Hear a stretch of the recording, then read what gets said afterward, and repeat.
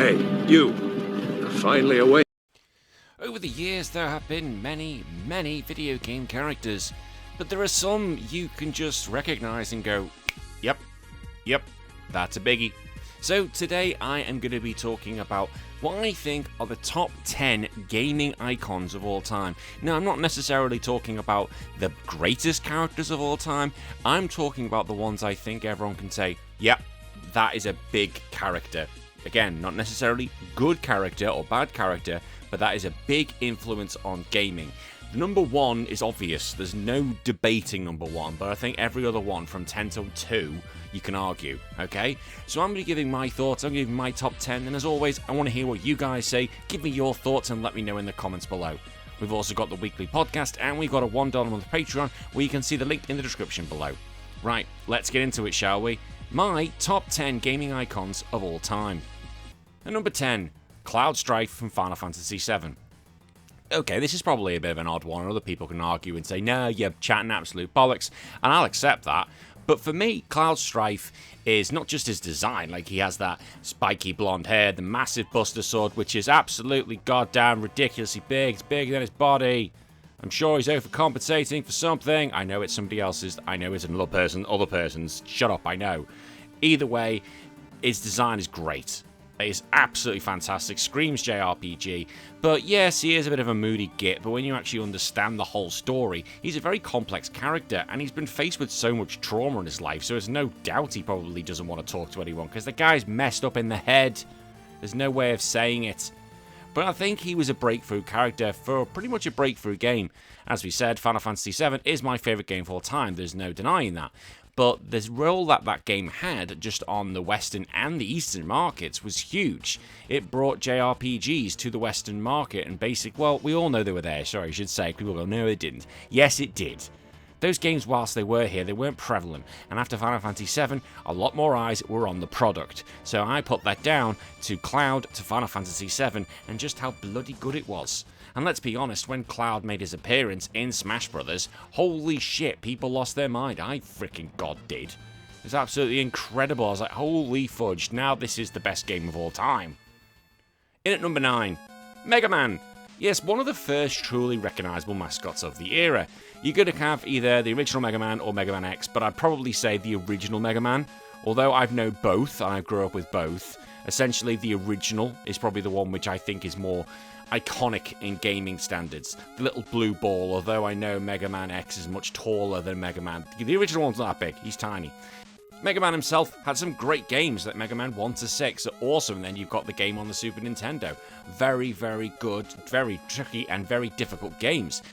The Mega Man games are centered on tight, skill-based platforming, which sometimes want me to rip my balls off because they're so absolutely ridiculously hard.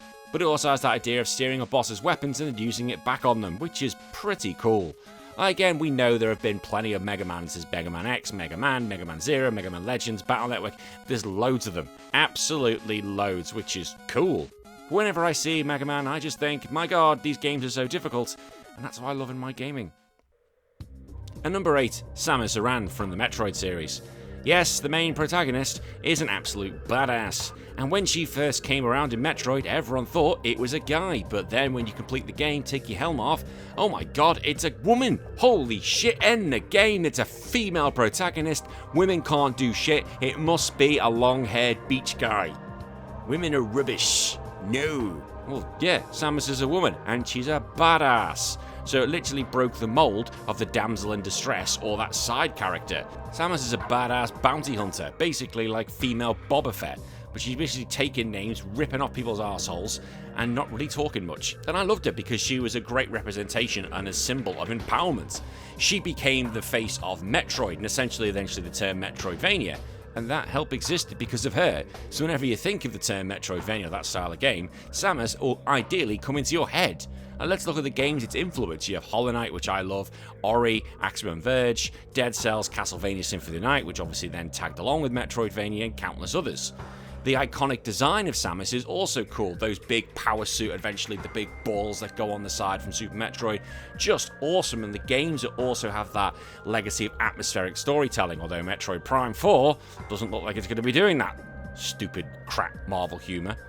I would actually love to see a Metroid film, but there'd be barely any talking in it, and it'd be a mix of alien, well, just be alien really, it'd be scary as anything, and it wouldn't be PG. PG will be out the window, it will be an 18, guaranteed, violent, moody, shit your pants at any moment. That's what I want to see in a Metroid. That'd be freaking awesome. When I got into the series of Metroid Prime, and I knew Samus Aran was a girl at that point anyway, I didn't care, because she's a badass. She's like 6'4", she's bigger than, she's about the same size as me, and just kick my ass, and I'd like it. At number 7, Ryu from Street Fighter. Ryu is just a gaming icon because he is fighting games. Whenever you think of fighting games, you think of Ryu, because he's the symbol of that whole bloody thing. Yes, Ryu came around in Street Fighter, which was terrible, but it was Street Fighter 2 was where he made his name. Him, along with 7 other World Warriors, and then obviously the Shadaloo King, blew up in arcades and everybody loved it. But Ryu was the most famous because of that trademark Hadouken, the Shoryuken, and the Tatsumaki Senpukai. I'll butcher something, or I'll probably done on YouTube for like promoting corn or something if I start trying to pronounce that correctly. It's just gonna never happen. Like, how many times do people start going Hadouken in real life? Like, I do it to my child. Like, she's 6, but it's still hilarious. The baby's 6 months old, but I'll do it to him as well. And considering the Ashes are on at the moment, it's England versus Australia. My kids are Australian. My wife and me are English. So at the moment, we're like, ugh, get back. So I'm Hadoukening them all day long. And Ryu's character design is just great.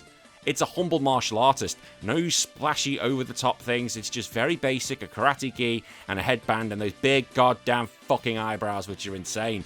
Like, hell, even when they went the Alpha series, they just changed the colour of the headband and boom! We were in. He was great. And let's be honest, how many times when they have fighting games you can go, yeah, that's a Ryu clone. That's a Ryu clone. Like, he's a Shoto. Shoto! I will say that every time I say the word Shoto. If you know, you know. And I love him. I Ryu is one of my main characters when I play Street Fighter. Although Sakura is the evolution, in my opinion, of Ryu. And I goddamn love Sakura. But I can't put Sakura as a gaming icon because it makes no goddamn sense. And number 6, Pac-Man. Look, okay, I didn't grow... Well, I grew up with Pac-Man, but I was a bit young for Pac-Man. Essentially, that was the era before I'd say people were into Pac-Man. But I knew how big Pac-Man was to gaming because of his game. Pac-Man and Mrs. Pac-Man. You can throw Mrs. Pac-Man if you want in this list as well. He is one of the first gaming mascots of all time, long before even Mario or Sonic exploded in popularity.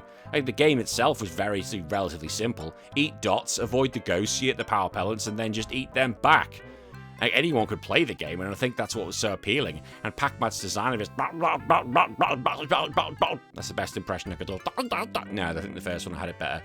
And again, yes, you had the 4 ink blobs, the Blinky, Pinky, Inky, and Clyde. That was great, but it was Pac-Man that really became the cultural icon. And let's be honest, he's been in plenty of video games since, and he's had his own bloody film. Well, was that film? I can't think it was Pixels. He was in as a massive giant Pac-Man, which is goddamn awesome. And he's been in the new Sonic game, and he's been in Smash Brothers. It's stupid, but Pac-Man, he definitely embodies the early style gaming before the days of Super Mario. And number 5, Master Chief. Master Chief, I'd say, is probably the newest on this list. But let's be honest, when he came onto the scene, everyone went, holy shit, that is a man. That is a man. Oh, he became the face of Xbox instantly.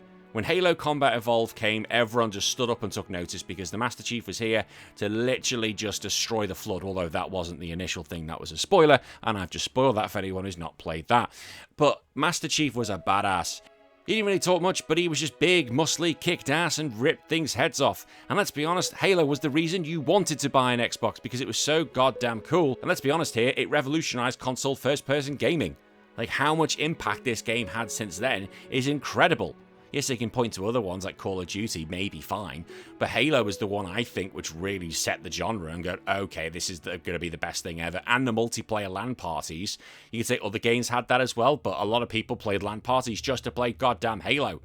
But Master Chief's armor, his green Mjolnir suit, he just looks so cool. Like, it's so recognizable. And I know we had the TV show as well, but the moment he'd turn up on the battlefield, if I was a part of the enemy team, I would just poo myself, because he is a quiet, disciplined, stoic man. He's duty-driven to what he needs to do. But he can look goddamn cool. But he can look goddamn cool doing it. And number 4, Link. Now, we're starting to get... And number 4, Link, Legend of Zelda. Okay, you might be able to pretty much work out what the top 4 are going to be now, and I don't think there's any surprises. As I said, this isn't who I think are the greatest characters of all time, because I don't know if I'd put Link in there, but this is who I think are the most iconic. Link is basically a gaming icon because of the impact of the games The Legend of Zelda have had. There's no doubt about that. Link has endured. Yes, we know there are different Links depending on what the Zelda it is, but he's a hero who barely talks and just goes, ya, ya, ya, ya, or ah. But being as Link, because he's meant to represent the player, you can go explore vast worlds and dungeons, solve puzzles, save heroines, have epic battles. It was brilliant. Like, he's not a loud or flashy hero, but he's just a brave, humble, determined, literally does what he needs to do. He usually has the bearer of the Triforce of Courage and basically gives him that identity that makes him like godlike powers with those in there. He is usually of a elf-like design with his green tunic, but we know with Breath of the Wild it went to a blue tunic, which is a bit weird at first, so I switched him back into his green tunic the moment I could. I've been playing Zelda games for as long as I can, and even my wife, who does not like video games, knows exactly who Link is, although actually is more likely to do the usual thing and call him Zelda. At number 3, Sonic the Hedgehog. Now, Sonic the Hedgehog I would have had a few years ago number 2, but I think of how the landscape has shifted over the past years and how Sonic's place in video games hasn't been as strong as it used to be. Like, if this was just the 90s, I'd say he is in there. He's definitely in there alongside number 1, who we all know what it is. However, I think because of his dwindling popularity, it just hasn't been like everyone still knows who he is. He was the answer to Mario, Sega's answer to Mario. He's the one I mentioned in a previous video, gave Mario a black eye. He did a very good job with his first game, even though Sonic the Hedgehog is not the best game, I will admit that. But however, his attitude, his speed, his 90s-esque, the fact he was just so goddamn cool compared to number 1, who you probably, again, yes, we all know it's fucking Mario, fine, but spoil it, whatever. But his design was so confident comparing him to Mario. He's like, yeah, here's a boring plumber, and here's me, this cool hedgehog, who can do whatever I want. He was too cool for school, man. Sorry. He had that finger wag, his rebellious personality. At the moment he came out, he became a cultural phenomenon. Like, everything had him on. Comics, cartoons, toys, clothing, school merchandise. I wanted anything to do with Sonic back in those times. I was like, gimme, gimme, gimme. But over in my part of the country, in England, you didn't really get it. Although now if you go to like shops like Target in Australia, there's loads of Sonic stuff. So my poor children have no choice. As I said, in the 90s, the Sonic games were the rival to the Mario games, and they sold extremely well, often being some of the best sellers for the console. But sadly, when it went to 3D, Sonic really struggled. But I think over the past 10 years, he's starting to get a bit of his life back. And I actually think his latest adventure in Sonic Racing Crossworld is better than Mario Kart World. Sorry, I really do think it is. And aside from Sonic, the music was amazing, the games were cool, it was bright, it was fast, the momentum was cool. Oh god, we all just love Sonic so much. I just really wish I could have him back to where he was. At number 2, Pikachu from Pokemon. Yes, this was the one I thought just goes up a little bit, because Pikachu is essentially huge. Like, everyone knows who Pikachu is.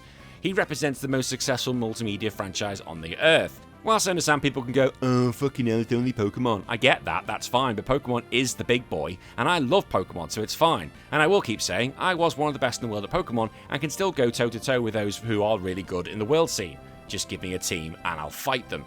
Like, Pikachu is huge. I'd say he's as big as Mickey Mouse. Again, I think probably more people are going to know who Pikachu is than Mickey Mouse at this day and age. I genuinely mean that. He's bigger than Disney. Pikachu's the official face of everything when it comes to the games, the merchandise, the TV shows, movies, trading cards, clothes. He's everywhere. He's got a great design as well. That bright yellow shape. Yes, fat Pikachu from the original game's hilarious. And when they had him slimmed down, it was done. He's an easy character to draw. He has a very expressive character. He's amazing in the cartoon. Pikachu! That's the best you can get out of me. I can't do it any better than that. I wish I could. But originally, he was a bridge between the games and the anime. Whilst he's not that big in the games, he eventually does in some of the spin-offs. In the main game, he's not, although he did get Pokemon Yellow, which I'm showing you here. But when it came to the anime, he was the main character. Although it could have been Clefairy at one point, which is... no. I'm so glad it's Pikachu. But the problem is, he then won't evolve, because Raichu's my favourite goddamn Pokemon, and Pikachu won't evolve, bitch. But it's a mass appeal upon all ages. Like, my daughter knows who Pikachu is. She knows him probably more than Mickey, because, again, it's Pikachu. and he's a symbol of Pokemon's core themes about friendship, loyalty, adventure, and we also have the cultural impact because he became the meme. And that meme is absolutely loving him. And the thing is, Pokemon's been going for 25 years now. It ain't going anywhere. It's really not. It'll go on forever and ever and ever. Hopefully to 50 years, then I can sell some of my other Pokemon cards I have, and that'll be my children's mortgages paid, along with anything I make from Patreon and this YouTube channel. And number 1, well, I've already spoilt it, Mario, because it's obvious it's Mario. He is the most recognisable video game character in the world, and in my opinion, he is video games.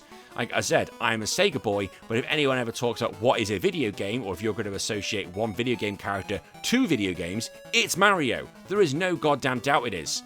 Mario itself, I would think, really saved the gaming industry after the original video game crash in America. Well, you could argue that wasn't the case in Japan, however, the success that Super Mario Bros. Did receive when it brought over to America is unprecedented. Mario is just the man.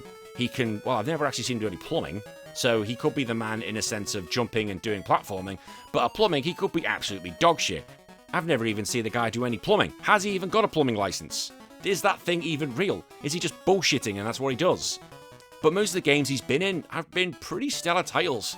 Even back when he was known as Jumpman, the original Donkey Kong in 1981, to his own game in 85, all the games have been solid and usually console defining.